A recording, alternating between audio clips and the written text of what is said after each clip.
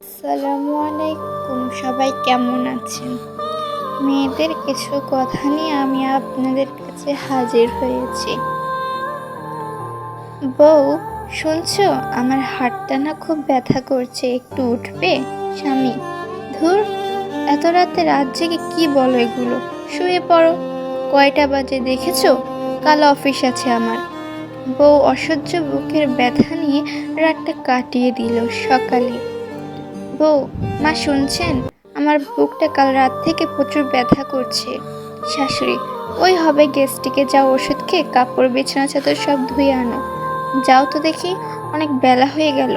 প্রচুর ব্যথা নিয়ে সব কাপড় ধুয়ে। বউ: মা, আমি একটু ডক্টরের কাছে যাব। শাশুড়ি: এই হচ্ছে তোমাদের মেয়ে ছেলেদের সমস্যা, কিছু হবে না, অমনি ডক্টর। আমাদেরকে এই দেখো, এক হাতে সব সংসার সামলেছি, জীবনে ডক্টর কেমন চোখেও দেখিনি। বউ: আসলে মা, বুকটা খুব ব্যথা করছে, সহ্য হয় না আর।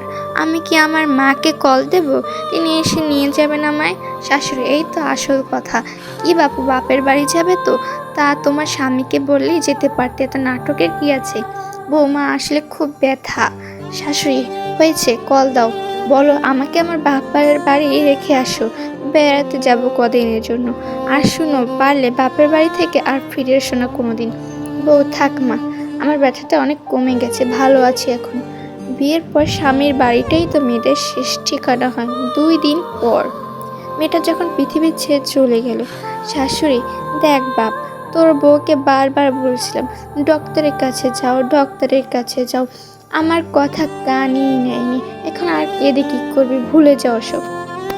4 মাস পর ছেলেটা ও তার পরিবার একটা নতুন জীবন পায়, নতুন বউকে নিয়ে তাদের সুখের সংসার। দূরে একটা কবরস্থান থেকে মেয়েটার দীর্ঘশ্বাস কেউ শুনতে পায় না। আসলে এটাই হচ্ছে মেয়েদের জীবন। যদি আপনাদের এটা ভালো লাগে থাকে, তাহলে আপনারা আমার চ্যানেলটি সাবস্ক্রাইব করে আমার পাশে থাকবেন।